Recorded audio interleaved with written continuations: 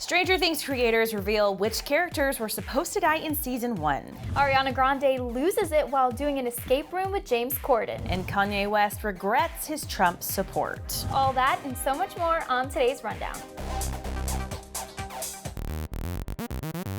So Lauren Jauregui is kind of on a tear right now on social media, and we're going to get into that a little bit later. But first, we are talking about Stranger Things and which characters were apparently supposed to be killed off in season 1. It's shocking. In their new companion book to Stranger Things called Stranger Things: Worlds Turned Upside Down, the Duffer Brothers revealed behind-the-scenes secrets from their hit Netflix show that no one could have predicted. Like, for example, the fact that both Eleven and Steve Harrington were supposed to be killed off by the end of the first season. In the book, co-creator and director Ross Duffer explains that originally their plan was to have Eleven, quote, sacrifice herself in order to save the day. That was always the end game. Ross further explained that once they realized the show would go on longer than one season, they knew they couldn't kill her off because the show just wouldn't really work without Eleven. He goes on to express that not only was Eleven crucial to the show, so was newcomer Millie Bobby Brown's performance. He said, at that point we knew exactly how special Millie was. If there was going to be more Stranger Things, Eleven had to come back. As far as Steve's storyline is concerned, the Duffer Brothers shared that Steve's character was just supposed to be a giant bag, but once again the Duffers saw more potential in Steve's story arc, thanks to actor Joe Keery's charismatic and sympathetic portrayal of Nancy's Bay. One other character who does die in season 2 is Joyce's boyfriend Bob Newby, played by Sean Astin. The Duffer Brothers said that Sean Astin was so likable that Bob's death got pushed from episode 4 to episode 8, and that it was important for them to give him a hero's death. I mean, it shocks me that they thought that they could kill off Eleven and freaking Joe Keery. Are you kidding me? Why? Like, I'm glad they didn't, because I think that would have just made us really upset. I would have still watched season 2 and of course like 3, which we're all gonna watch, but I can't even deal. She's so epic and she's 11. Yeah. I'm glad they're nimble with the script so that they could figure out a way to keep both of them alive. And yeah, after seeing their performances, I totally get it. If I were them, I'd be, as soon as I saw her in one scene acting as 11, I'd be like, this has to keep going. We need a spin-off show. She needs to keep going forever and ever.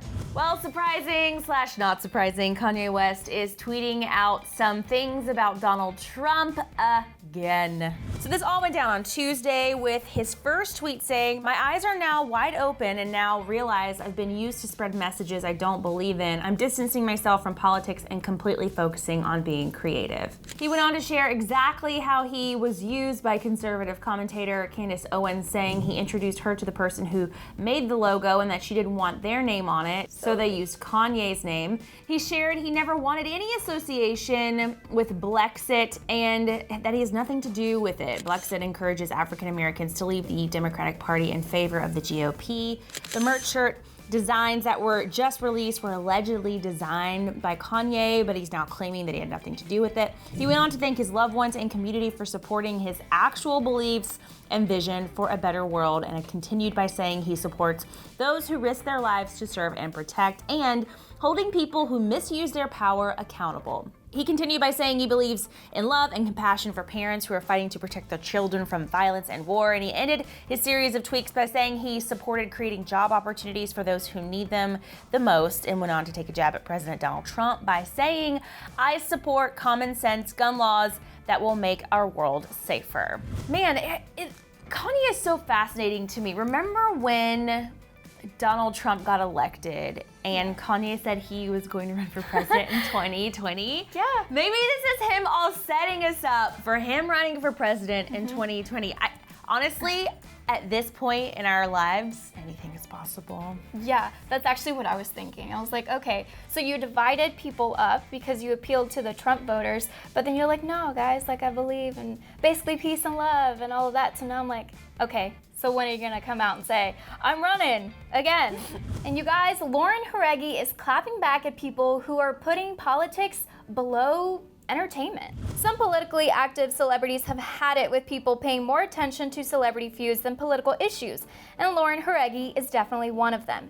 She took to Twitter and said, "I wish America cared as much about domestic terrorist attacks as they did about women fighting one another. I wish they had the same amount of energy they save to egg on drama and take that anger to the effing polls to make sure that people stop dying at the hands of white supremacists."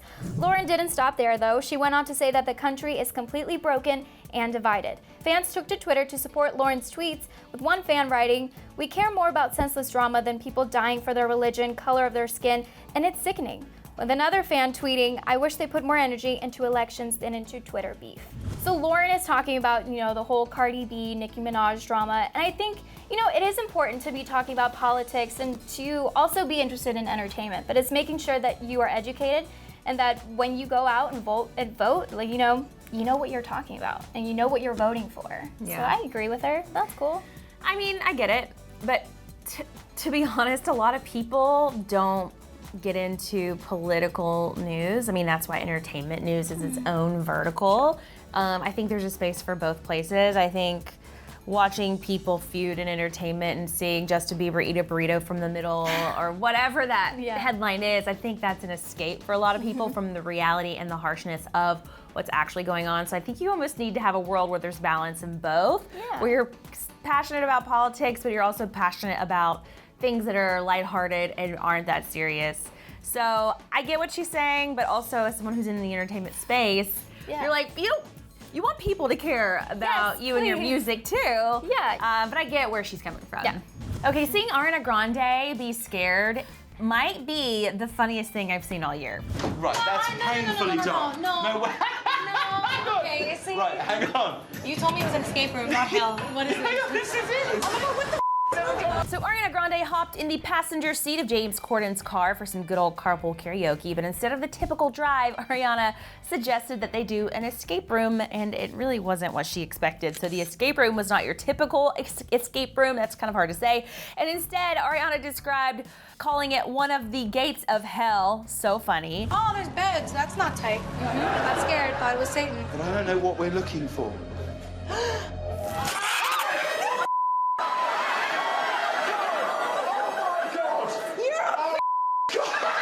Now, before they actually went in, Ariana Grande did say she loves being scared, but of course it's all fun and games until it actually happens, you guys.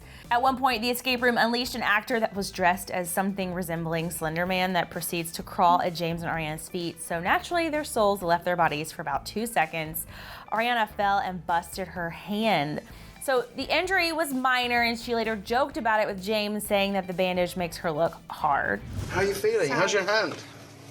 Oh, man. Honest to God, I'm not gonna lie. Don't I look kind of hard? Yeah, and then when people say what happened, you're like, you don't want to know. Don't worry about it. You know? And jumping to how Ariana Grande is doing after her breakup with Pete, Ari's brother Frankie gave ET an update. He said that she's doing well and that they just had a game night recently. And while Ari is obviously sad about this breakup, Frankie did say that she's super busy at the moment, which is helping keep her distracted. Ugh, I love watching people get scared. Oh my God.